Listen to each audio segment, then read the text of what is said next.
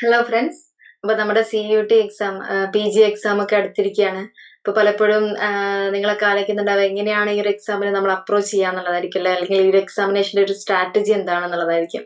അപ്പം ഏതൊരു എക്സാമിനെയും പോലെ, ഏതൊരു കോമ്പറ്റേറ്റീവ് എക്സാമിനെയും പോലെ വളരെ പ്രധാനപ്പെട്ട ഒരു എക്സാമാണ് CUT എക്സാം എന്ന് പറയുന്നത്. പ്രത്യേകിച്ചും ഇപ്പൊ കുറേ ആളുകൾ നമ്മുടെ നാട്ടിൽ നിന്നും പുറത്തു പോയി പഠിക്കാൻ ആഗ്രഹിക്കുന്നവരാണ്. ഒരുപാട് കുട്ടികൾ എഴുതുന്ന ഒരു എക്സാമാണ് CUT എക്സാം എന്ന് പറയുന്നത്. പ്രത്യേകിച്ചും നമ്മുടെ നാട്ടിലൊരു കോളേജ് എക്സ്പീരിയൻസ് നിന്നും ഡിഫറെന്റ് ആയിട്ടുള്ള ഒരു നമുക്ക് മറ്റു പല സ്ഥലങ്ങളും എന്താ പറയാ ഒരു എക്സ്പോഷർ ലഭിക്കാനും മറ്റ് കൾച്ചേഴ്സ് പരിചയപ്പെടാനും അതുപോലെ തന്നെ സബ്ജക്റ്റിന് അതിന്റെ ഒരു ഡീപ്പായിട്ട് മനസ്സിലാക്കാനും സബ്ജക്റ്റിനെ വളരെ ഇൻട്രസ്റ്റിംഗ് ആയിട്ട് പഠിക്കാനൊക്കെ പറ്റുന്ന ഒരു അവസരമാണ് ഈ സെൻട്രൽ യൂണിവേഴ്സിറ്റികളിൽ പഠിക്കുക എന്ന് പറയുന്നത്. അപ്പൊ പലപ്പോഴും ഈ ഒരു എക്സാം എല്ലാവരും വളരെ എന്താ പറയാ ഇമ്പോർട്ടൻസോട് കൂടി വളരെ സീരിയസ് ആയിട്ട് നോക്കി കാണുന്ന ഒരു എക്സാമാണ് CUT എക്സാം എന്ന് പറയുന്നത്. അപ്പൊ ഇതിനെ നമുക്ക് എങ്ങനെ അപ്രോച്ച് ചെയ്യാം, അല്ലെങ്കിൽ നമ്മുടെ പഠനം ഏതൊക്കെ രീതിയിലേക്ക് നോക്കി കാണാം എന്നുള്ളതാണ്. അപ്പം നമുക്ക് പ്രധാനമായിട്ടും നമ്മുടെ എക്സാമിന് CUT എക്സാമിന് നമുക്ക് പൊളിറ്റിക്കൽ സയൻസിന്റെ സിലബസ് നമുക്ക് തന്നിട്ടുണ്ട്. അപ്പൊ നമ്മൾ ഏതൊരു എക്സാമും സിലബസ് ഉണ്ടാകുമ്പോൾ സിലബസിന് കൃത്യമായിട്ട് മനസ്സിലാക്കുക എന്നുള്ളതാണ്. സിലബസ് ആദ്യം നന്നായിട്ട് വായിക്കുക, സിലബസിനെ കൃത്യമായിട്ട് മനസ്സിലാക്കുക. സിലബസ് എന്ന് പറയുമ്പോൾ നമുക്ക് ഒറ്റ നോട്ടത്തിൽ വളരെ ഈസി ആണെന്ന് തോന്നും, പക്ഷെ വളരെ ഡീപ്പ് ആയിട്ടുള്ള ഒരു സിലബസ് ആണ് പൊളിറ്റിക്കൽ സയൻസിന്റെ സിലബസ് എന്ന് പറയുന്നത്. ഒരുപാട് കാര്യങ്ങൾ നമ്മൾ എന്താ പറയാ ഇപ്പം പൊളിറ്റിക്കൽ തോട്ട് അല്ലെങ്കിൽ പൊളിറ്റിക്കൽ സയൻസിന്റെ എല്ലാ മേഖലകളും ഇൻക്ലൂഡ് ചെയ്തിട്ടുള്ള ഒരു സിലബസ് ആണ് CUT PG തന്നിരിക്കുന്നത്. അപ്പൊ അതില് എല്ലാ സിലബസും ഒന്ന് ഡീപ്പായിട്ട് ഒന്ന് കവർ ചെയ്യാൻ സാധിക്കുക എന്നുള്ളത് വളരെ ഇമ്പോർട്ടന്റ് ആണ്. പ്രത്യേകിച്ച് നമ്മള് പ്രീവിയസ് ഇയർ ക്വസ്റ്റ്യൻ പേപ്പേഴ്സ് ഒക്കെ നോക്കി കാണുമ്പോൾ അത്യാവശ്യം നല്ല സബ്ജക്റ്റിൽ അത്യാവശ്യം ഒരു ഡീപ്പായിട്ടുള്ള ഒരു അണ്ടർസ്റ്റാൻഡിങ് നമുക്ക് ഉണ്ടായാൽ മാത്രമാണ് ഈ എക്സാം നമുക്ക് ക്വാളിഫൈ ചെയ്യാൻ സാധിക്കുള്ളൂ. അപ്പൊ ആദ്യം നമ്മൾ ചെയ്യേണ്ട അല്ലെങ്കിൽ നമ്മുടെ ആദ്യത്തെ ഒരു ഫസ്റ്റ് സ്റ്റെപ്പ് എന്ന് പറയുന്നത് സിലബസ് തന്നിരിക്കുന്നത് കൊണ്ട് തന്നെ ആ സിലബസ് കംപ്ലീറ്റ് പഠിക്കുക എന്നുള്ളതാണ്. അപ്പൊ സിലബസ് കംപ്ലീറ്റ് പഠിക്കുമ്പോൾ ഫോർ എക്സാമ്പിൾ നമുക്ക് ആദ്യം തന്നിരിക്കുന്ന യൂണിറ്റ് എന്ന് പറയുമ്പോൾ വെസ്റ്റേൺ പൊളിറ്റിക്കൽ തോട്ട്, അതിൽ തന്നിരിക്കുന്ന തിങ്കേഴ്സിനെ എല്ലാവരെയും അവരുടെ കൃത്യമായിട്ടുള്ള അവരുടെ ഡോക്ട്രിൻസ്, ഐഡിയാസ്, അവരുടെ പൊളിറ്റിക്കൽ തോട്ട് അത് കൃത്യമായിട്ട് ഡീറ്റെയിൽഡ് ആയിട്ട് പഠിക്കുക എന്നുള്ളതാണ്. അതുപോലെ തന്നെ അതിൽ പ്രധാനമായിട്ടും ഇപ്പൊ നമ്മൾ ഇപ്പൊ പ്രധാനമായിട്ടും നമ്മള് ഡിഗ്രി ക്ലാസ്സുകൾ, ഇപ്പൊ നമ്മള് ഡിഗ്രിക്ക് പഠിച്ച ക്ലാസ്സുകൾ വെച്ച് നമ്മൾ നോക്കുകയാണെങ്കിൽ പലപ്പോഴും പലതും ഇനഫ് അല്ല നമ്മളെ സംബന്ധിച്ചിടത്തോളം. പ്രത്യേകിച്ച് നാട്ടിൽ പഠിച്ച കുട്ടികളെ സംബന്ധിച്ചിടത്തോളം നമ്മുടെ ഡിഗ്രി സിലബസ് പലപ്പോഴും ഇതെല്ലാം കവർ ചെയ്യപ്പെടണമെന്നില്ല. അപ്പൊ അതുകൊണ്ടാണ് നിങ്ങൾക്ക് ഇവിടെ Prepwise ഇങ്ങനെ ഒരു നല്ലൊരു ഫെസിലിറ്റി നിങ്ങൾക്ക് പ്രൊവൈഡ് ചെയ്തിരിക്കുന്നത്. അപ്പൊ പ്രത്യേകിച്ച് നമ്മൾ കോമ്പീറ്റ് ചെയ്യാൻ പോകുന്നത് ഇപ്പം DUലൊക്കെ പഠിക്കുന്ന കുട്ടികളായിട്ടായിരിക്കും. അപ്പൊ അവരുടെ സിലബസ് എന്ന് പറഞ്ഞാൽ എത്രയോ എന്താ പറയാ ഡെവലപ്ഡ് ആണ്, വളരെ അപ്ഡേറ്റഡ് ആയിട്ടുള്ള സിലബസുകളാണ്. അപ്പൊ നമ്മളെ സിലബസുകളിൽ നമ്മൾ ഇപ്പോഴും പഠിക്കുന്നത് ഒരുപക്ഷെ നമ്മുടെ സിലബസിന്റെ പ്രശ്നം നമുക്ക് പറയാൻ പറ്റില്ല, നമുക്ക് അതിനപ്പുറത്തേക്ക് പഠിക്കാനുള്ള ഒരു അവസരം നമുക്കുണ്ട്, നമുക്ക് ലൈബ്രറികളുണ്ട്, നമുക്ക് യൂസ് ചെയ്യാം. എന്നാൽ പോലും നമ്മള് പലപ്പോഴും അതൊന്നും ഉപയോഗിച്ചിട്ടുണ്ടാവില്ല, അല്ലെങ്കിൽ അത്രത്തോളം ഡീപ്പായിട്ട് നോക്കിയിട്ടുണ്ടാവില്ല. കാരണം നമുക്ക് അറിയില്ല ആ സമയത്ത് എങ്ങനെയാണ് അത് പഠിക്കുക എന്നുള്ളത്. അപ്പൊ അതുകൊണ്ട് തന്നെ നമ്മൾ ഡീറ്റെയിൽഡ് ആയിട്ടുള്ള ഒരു ക്ലാസ്സുകൾ ശ്രദ്ധിക്കുക എന്നുള്ളത്, അതായത് സിലബസിന്റെ കംപ്ലീറ്റ് ഡീറ്റെയിൽഡ് ക്ലാസ് നന്നായിട്ട് ശ്രദ്ധിക്കുക. അത് വളരെ ഇമ്പോർട്ടന്റ് ആണ്, സിലബസ് കംപ്ലീറ്റ് ചെയ്യുക എന്നുള്ളത്. അപ്പൊ ഏതൊരു എക്സാമും സിലബസ് തന്നിരിക്കുമ്പോൾ സിലബസ് നമ്മൾ കംപ്ലീറ്റ് പഠിക്കുക എന്നുള്ളത് വളരെ ഇമ്പോർട്ടന്റ് ആണ്. ഫസ്റ്റ് ഒരു സ്ട്രാറ്റജി തന്നെയാണത്. അത് കഴിഞ്ഞിട്ടുള്ള ഒരു സംഭവം എന്ന് പറഞ്ഞാല്, അല്ലെങ്കിൽ അത് കഴിഞ്ഞിട്ട് നമ്മൾ ശ്രദ്ധിക്കേണ്ട ഒരു സംഭവം പ്രീവിയസ് ഇയർ ക്വസ്റ്റ്യൻ പേപ്പേഴ്സ് നോക്കുക എന്നുള്ളതാണ്. മാക്സിമം നമുക്ക് പറ്റുന്നിടത്തോളം പ്രീവിയസ് ഇയർ ക്വസ്റ്റ്യൻ പേപ്പേഴ്സ് നമ്മൾ ഒന്ന് കവർ ചെയ്യുക. ചോദ്യങ്ങളൊക്കെ ഒന്ന് ആൻസർ ചെയ്ത് നോക്കുക, നമുക്ക് ചെയ്യാൻ പറ്റുന്നുണ്ടോ എന്ന് നോക്കുക. അതുപോലെ നമുക്ക് ടഫായിട്ട് തോന്നുന്ന മേഖല അല്ലെങ്കിൽ ഏരിയാസ് ഏതാണോ ആ ഒരു ഏരിയാസ് ഒന്നും കൂടെ ഒന്ന് പഠിക്കാൻ ശ്രമിക്കുക. അതുപോലെ തന്നെ പൊളിറ്റിക്കൽ സയൻസ് പോലെയുള്ള സബ്ജക്റ്റ് ഒക്കെ ആകുമ്പോൾ നമുക്ക് അത്യാവശ്യം കറണ്ട് അഫയേഴ്സും ജനറൽ ഒരു അവയർനെസ് ഒക്കെ അത്യാവശ്യമാണ്. അപ്പൊ അത്തരത്തിലുള്ള നമ്മുടെ ജനറൽ റീഡിങ്സുകൾ, ന്യൂസ് പേപ്പർ റീഡിങ്സുകൾ, മറ്റ് ആർട്ടിക്കിൾസ് റീഡിങ്സുകൾ, പുസ്തകങ്ങളുമായിട്ടുള്ള പരിചയങ്ങൾ, ഒരു അപ്ഡേഷൻ നമുക്ക് അത്യാവശ്യമാണ്. അപ്പൊ അത്തരത്തിലുള്ള നോളജും കൂടെ നമ്മൾ ഇതിന്റെ കൂടെ ഉണ്ടാക്കിയെടുക്കേണ്ടതുണ്ട്. അപ്പം അത് വായിക്കുന്ന അല്ലെങ്കിൽ അപ്ഡേറ്റഡ് ആയിട്ടിരിക്കുന്ന ആളുകൾ, പല ന്യൂസ് പേപ്പേഴ്സ് ഒക്കെ വായിക്കുന്ന കുട്ടികളാകുമ്പോൾ നിങ്ങൾക്ക് അത് എളുപ്പമായിരിക്കും. ഇപ്പം ഫോർ എക്സാമ്പിൾ നമ്മുടെ സിലബസിൽ IRന്റെ ഭാഗങ്ങളാണെങ്കിലും പബ്ലിക് പോളിസീസ് ഇൻ ഇന്ത്യ എന്നുള്ള ഭാഗങ്ങളാണെങ്കിലും കൂടുതലായിട്ട് ചോദ്യങ്ങൾ വരിക കറണ്ട് റിലേറ്റഡ് ചോദ്യങ്ങളായിരിക്കും.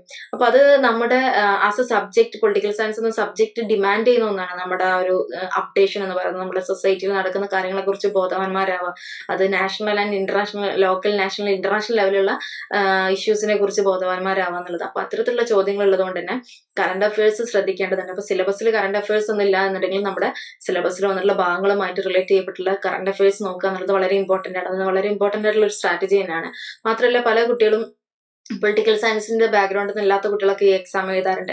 ഇപ്പം നമ്മള് ഞാൻ JNU എൻട്രൻസ് എഴുതുന്ന സമയത്ത് അന്നേരം ഡിസ്ക്രിപ്റ്റീവ് എക്സാം ആയിരുന്നു. അപ്പൊ ആ സമയത്താണെങ്കിൽ പോലും 5 ക്വസ്റ്റ്യൻസ് ഉണ്ടാവും. അതിൽ 3 ക്വസ്റ്റ്യൻ ആയിരുന്നു ആ സമയത്ത് നമുക്ക് എഴുതാണ്ടായിരുന്നത്. അപ്പൊ അതിൽ പോലും ജനറൽ ആയിട്ടുള്ള ക്വസ്റ്റ്യൻസ് ഉണ്ടാവാറുണ്ട്. അപ്പം ഈ പൊളിറ്റിക്കൽ സയൻസ് ബാക്ക്ഗ്രൗണ്ടിൽ നിന്ന് എല്ലാത്തവർക്കും കൂടെ ഇത് ഹെൽപ്ഫുൾ ആവുന്ന തരത്തിലുള്ള ചോദ്യങ്ങൾ ഉണ്ടായിട്ടുണ്ട്. അപ്പൊ അതുപോലെ തന്നെ നമ്മൾ ഈ CUTയുടെ ക്വസ്റ്റ്യൻ പേപ്പർ ആണെങ്കിലും ഒരുപാട് കറണ്ട് അഫയേഴ്സ് ആയിട്ടുള്ള അല്ലെങ്കിൽ current related, general awareness related ആയിട്ടുള്ള ചോദ്യങ്ങൾ വരും. അപ്പൊ ആ ചോദ്യങ്ങള് സിലബസിന്റെ ഭാഗമല്ല നമുക്ക് പറയാൻ പറ്റില്ല, it's part of our syllabus. അപ്പൊ അതും കൂടെ ഫോക്കസ് ചെയ്യുക എന്നുള്ളത് വളരെ ഇമ്പോർട്ടന്റ് ആണ്. അപ്പം സിലബസ് ഡീറ്റെയിൽ ആയിട്ട് പഠിക്കാം. അതോടൊപ്പം തന്നെ നമ്മുടെ previous year question papers maximum നോക്കുക. അതിന്റെ കൂടെ കറണ്ട് അഫയേഴ്സ് നോക്കുക എന്നുള്ളതാണ്. ആൻഡ് മറ്റൊരു നമുക്കതിൽ നല്ലൊരു അഡ്വാൻറ്റേജ് ഉണ്ടാക്കാൻ പറ്റിയൊരു ഒന്നാണ് നമ്മൾ സിലബസുകൾ പഠിക്കുമ്പോൾ നല്ല അതിൽ പ്രധാനപ്പെട്ട പുസ്തകങ്ങൾ ഫോക്കസ് ചെയ്യുക എന്നുള്ളത്. ഇപ്പം ഫോർ എക്സാമ്പിൾ നമ്മൾ വെസ്റ്റേൺ പൊളിറ്റിക്കൽ തോട്ടൊക്കെ പഠിക്കുമ്പം ഇത് ഒരു ഒബ്ജക്റ്റീവ് ടൈപ്പ് എക്സാം ആണ്. അപ്പൊ അതിന്റെ ആ ഒരു ബേസിൽ നമ്മൾ നോക്കുമ്പോൾ കുറച്ചും കൂടെ നമുക്ക് ഹെൽപ്ഫുൾ ആയിട്ടുള്ള വർക്കാണ് 50 കീ തിങ്കേഴ്സ് എന്ന് പറയുന്ന പൊളിറ്റിക്കൽ തിങ്കേഴ്സ് എന്ന് പറയുന്ന വർക്ക്. അപ്പൊ ആ ഒരു വർക്കിൽ നിങ്ങൾക്ക് പ്രധാനപ്പെട്ട ആശയങ്ങളും കാര്യങ്ങളൊക്കെ ഒരുപാട് പുസ്തകങ്ങളൊക്കെ പരിചയപ്പെടാൻ സാധിക്കും. അപ്പൊ ആ ഒരു അത്തരത്തിലുള്ള ഒരു റീഡിങ് നമുക്ക് നല്ലതാണ്. ബെസ്റ്റ് നമ്മളൊരു ഡിഗ്രി ഇതിന്റെ അപ്പുറത്തേക്ക് നമ്മുടേതായിട്ടുള്ള ഒരു കോൺട്രിബ്യൂഷൻ ഉണ്ടല്ലോ. അതായത് നമ്മൾ മറ്റൊരാൾ പഠിപ്പിച്ചിട്ട് അല്ലെങ്കിൽ ഒരു ടീച്ചർ പഠിപ്പിക്കുന്ന ഒരു സംഭവം നമ്മൾ എത്രത്തോളം നമ്മളിലേക്ക് എത്തും എന്നുള്ളത്, അല്ലെങ്കിൽ നമ്മളത് എടുക്കുന്നത് വളരെ കുറച്ച് കാര്യങ്ങളെ നമുക്കത് എടുക്കാൻ പറ്റുള്ളൂ. നേരെ മറിച്ച് നമ്മളായിട്ട് എടുക്കുന്ന ഒരു എഫേർട്ട് നമുക്ക് കൂടുതൽ ഓർമ്മിക്കാനും സാധിക്കും. എനിക്ക് അങ്ങനെ തോന്നിയിട്ടുണ്ട്. അപ്പൊ നമ്മള് ക്ലാസ് കേട്ട് കഴിഞ്ഞാൽ, ഏതൊരു ക്ലാസ് ആണെങ്കിലും ക്ലാസ് ഇപ്പോൾ കോൺസെപ്റ്റ് ക്ലാസ്സുകൾ നിങ്ങൾ കേട്ട് കഴിഞ്ഞാൽ ശേഷം നമ്മുടേതായിട്ടുള്ള ഒരു എഫേർട്ടും കൂടെ നമ്മൾ അതിനോട് എടുക്കുകയാണെങ്കിൽ അതൊരു കംപ്ലീറ്റ് ആവുള്ളൂ. അപ്പൊ അതിന് വേണ്ടിയിട്ട് ഓരോ ഏരിയാസിലും ഓരോ മൊഡ്യൂളിനും ആവശ്യമുള്ള പുസ്തകങ്ങളൊന്ന് റീഡ് ചെയ്യുക എന്നുള്ളതാണ്. അപ്പം വെസ്റ്റേൺ പൊളിറ്റിക്കൽ തോട്ട് എന്ന് പറയുമ്പോൾ അത്തരം വർക്കുകളുണ്ട്. അത് കൂടാതെ കാംബ്രിഡ്ജ് കമ്പാനിയൻ ടു ഓരോ തിങ്കേഴ്സിന്റെ കാംബ്രിഡ്ജ് കമ്പാനിയൻ എന്നുള്ള വർക്ക് ഉണ്ട്. അത് വളരെ ഡിഫിക്കൽട്ട് ആയിട്ടുള്ള ബുക്കാണ്. ഡിഫിക്കൽട്ട് എന്നല്ല, നിങ്ങൾക്ക് പെട്ടെന്ന് എക്സാമിനെ സംബന്ധിച്ചിടത്തോളം ഒരുപാട് സമയം ഉണ്ടെങ്കിലൊക്കെ വായിക്കാൻ പറ്റുള്ള വർക്കാണ്. അപ്പൊ സമയമില്ലാത്ത ഇതാണെങ്കിൽ ഈ 50 കീ തിങ്കേഴ്സ് എന്ന് പറയുന്ന വാക്ക് നിങ്ങൾക്ക് വായിക്കുന്നതായിരിക്കും നല്ലത്. അതുപോലെ തന്നെ OP ഗൗബയുടെ ഒക്കെ പൊളിറ്റിക്കൽ തോട്ട് എന്ന് പറയുന്ന വെസ്റ്റേൺ പൊളിറ്റിക്കൽ തോട്ട്, അതൊക്കെ നല്ല വർക്കാണ്. നിങ്ങൾക്ക് ഒരു എക്സാമിന് ഒബ്ജക്റ്റീവ് ടൈപ്പ് എക്സാമിനൊക്കെ ഒന്ന് നോക്കുമ്പോൾ വളരെ ഹെൽപ്ഫുൾ ആയിട്ടുള്ള വർക്കുകളാണ്. അതല്ലാത്ത നിങ്ങൾക്ക് സബ്ജക്റ്റിൽ വളരെ ഡീപ്പായിട്ട് അറിയാൻ പറ്റിയ വർക്കുകളാണ് ഈ Cambridge companion to Aristotle, Plato, മറ്റ് തിങ്കേഴ്സ് ഒക്കെ, മാർക്സ്, ഇതൊക്കെ ഉണ്ട്. അത് വളരെ ഹെൽപ്ഫുൾ ആയിരിക്കും. അത് എക്സ്ട്രാ ഒരു അഡ്വാൻറ്റേജ് ആയിരിക്കും അതൊക്കെ വായിക്കുക എന്ന് പറയുന്നത്. പിന്നീട് നമ്മള് പൊളിറ്റിക്കൽ ഇന്ത്യൻ പൊളിറ്റിക്കൽ തോട്ട് എന്ന് പറയുമ്പോൾ ഇന്ത്യൻ പൊളിറ്റിക്കൽ തോട്ട് എന്ന് പറയുന്ന നമുക്ക് ഇന്ത്യൻ സിലബസിന്റെ ഇതുമായി ബന്ധപ്പെട്ട വർക്കുകൾ ലഭ്യമാണ്. അതല്ലാതെ തന്നെ ഓരോ തിങ്കേഴ്സിന്റെയും ഇപ്പം അംബേദ്കറിന്റെ അനിഹിലേഷൻ ഓഫ് കാസ്റ്റ്, അതുപോലെ തന്നെ ഗാന്ധിയുടെ ഹിന്ദു സ്വരാജ്, ഗാന്ധിയുടെ വർക്കുകൾ, അത്തരത്തിലുള്ള വർക്കുകളൊക്കെ അതൊക്കെ നമ്മുടെ ഒരു ജനറൽ റീഡിംഗ് ഉള്ള കുട്ടികളായിരിക്കും നിങ്ങളെന്ന് വിചാരിക്കുന്നു. അതൊക്കെ നമ്മുടെ ഒരു ജനറൽ റീഡിംഗിൽ വരുന്ന വർക്കുകളാണ്. അപ്പൊ അത് വളരെ ഈസി ആയിട്ടുള്ള ഒരു ഭാഗമായിരിക്കും ഇന്ത്യൻ ഗവൺമെന്റ് ആൻഡ് പൊളിറ്റിക്സ് എന്ന് പറയുന്നത്. ശേഷം വരുന്ന ഒരു ഭാഗമാണ് പൊളിറ്റിക്കൽ തിയറി. പൊളിറ്റിക്കൽ തിയറി എന്ന് പറയുമ്പോഴും OP ഗൗബയുടെ പൊളിറ്റിക്കൽ തിയറി ഉണ്ട്. അതുപോലെ തന്നെ വളരെ പ്രധാനപ്പെട്ട ഒരു വാക്കാണ് സുശീല രാമസ്വാമിയുടെ പൊളിറ്റിക്കൽ തിയറി എന്ന് പറയുന്ന വാക്ക്. അത് വളരെ ഹെൽപ്ഫുൾ ആണ് ആ വാക്ക്. കാരണം അത്രയും ഇൻഫോർമേഷൻസ് ആയിട്ടുള്ള ഒരു ബുക്കാണ് ഈ സുശീല രാമസ്വാമിയുടെ പൊളിറ്റിക്കൽ തിയറി എന്ന് പറയുന്ന ബുക്ക്. അപ്പൊ അതൊക്കെ നിങ്ങൾക്ക് വളരെ ഹെൽപ്ഫുൾ ആയിരിക്കും. അപ്പൊ അതും ഒരുപാട് അത്യാവശ്യം സമയം വേണ്ടി വരും അതൊക്കെ വായിക്കാന്ന് പറയുന്നത്. കാരണം അത്രയും ഡീറ്റെയിൽ ആയിട്ടുള്ള കാര്യങ്ങൾ ആ ബുക്കിൽ ഡിസ്കസ് ചെയ്യുന്നുണ്ട്. അപ്പൊ അത്തരത്തിലുള്ള OP ഗൗബയൊക്കെ വളരെ ഈസി ആയിട്ട് നമുക്ക് വായിക്കാൻ പറ്റുന്ന ഒന്ന് തന്നെയാണ്. അതുപോലെ തന്നെ ഇപ്പൊ ഇന്ത്യൻ ഗവൺമെന്റ് പൊളിറ്റിക്സ് വരുമ്പോൾ നമുക്ക് കോൺസ്റ്റിറ്റ്യൂഷൻ പ്രൊവിഷൻസും കാര്യങ്ങളും നോക്കാൻ ഇന്ത്യൻ പോളിറ്റി എന്ന് പറയുന്ന വാക്ക് എല്ലാവരുടെ അടുത്തും ഉണ്ടാവും ഇന്ത്യൻ പോളിറ്റി എന്ന് പറയുന്ന വാക്കുണ്ട്. അതിനപ്പുറത്തേക്ക് ഇന്ത്യൻ പൊളിറ്റിക്സുമായി ബന്ധപ്പെട്ട അതിന്റെ ഒരു ആക്ച്വൽ പൊളിറ്റിക്സുമായി ബന്ധപ്പെട്ട അതുപോലെ തന്നെ ഡിബേറ്റ്സുകളും കാര്യങ്ങളും ഇന്ത്യൻ സ്റ്റേറ്റിനുമായി ബന്ധപ്പെട്ട ഇന്ത്യൻ സ്റ്റേറ്റിന്റെ നേച്ചർ അതുമായി ബന്ധപ്പെട്ട ഡിബേറ്റ്സുകൾ ഇതിലൊക്കെ നമുക്ക് Oxford companion to Indian politics എന്ന് പറയുന്ന പൊളിറ്റിക്സ് ഇൻ ഇന്ത്യ എന്ന് പറയുന്ന ബുക്ക് വളരെ ഹെൽപ്ഫുൾ ആയിരിക്കും. അപ്പൊ അതൊക്കെ നമ്മുടെ ഒരു അതാ ഞാൻ പറഞ്ഞത്, നമ്മളൊരു എക്സാം എന്ന് പറയുമ്പോൾ നമുക്ക് ഒരുപാട് സമയം ഉണ്ടെങ്കിൽ ഇതൊക്കെ ആദ്യം നമ്മൾ ചെയ്ത് വെക്കാൻ പറ്റുന്നതാണ്. സമയമില്ലാത്തവരെ സംബന്ധിച്ചിടത്തോളം ഈസി ആയിട്ടുള്ള ഇത്തരം ബുക്കുകളും പിന്നെ നമ്മുടെ ക്ലാസ്സുകളും അതോടൊപ്പം തന്നെ പ്രീവിയസ് ഇയർ ക്വസ്റ്റ്യൻ പേപ്പേഴ്സും തന്നെ വളരെ ഇനഫ് ആണ്. അപ്പൊ അതിനപ്പുറത്തേക്ക് നമ്മുടെ IR പബ്ലിക് പോളിസീസ് എന്ന് പറയുന്ന മേഖല ഏരിയാസ് വരുമ്പോൾ യൂണിറ്റ് വരുമ്പോൾ നമ്മുടെ ഒരു കറന്റ് റിലേറ്റഡ് ആയിട്ടുള്ള കാര്യങ്ങളൊന്ന് സെർച്ച് ചെയ്ത് വായിക്കുക. അതൊക്കെ ഒന്ന് ഹെൽപ്ഫുൾ ആയിരിക്കും. IR ആകുമ്പോൾ നമുക്ക് കുറച്ച് എന്താ പറയാ ആർട്ടിക്കിൾസ് ഒക്കെ ഒന്ന് വായിക്കാൻ ശ്രമിക്കുക. ഇപ്പം കാരണം പൊളിറ്റിക്കൽ സയൻസിൽ ചിലപ്പോൾ അത്തരത്തിലുള്ള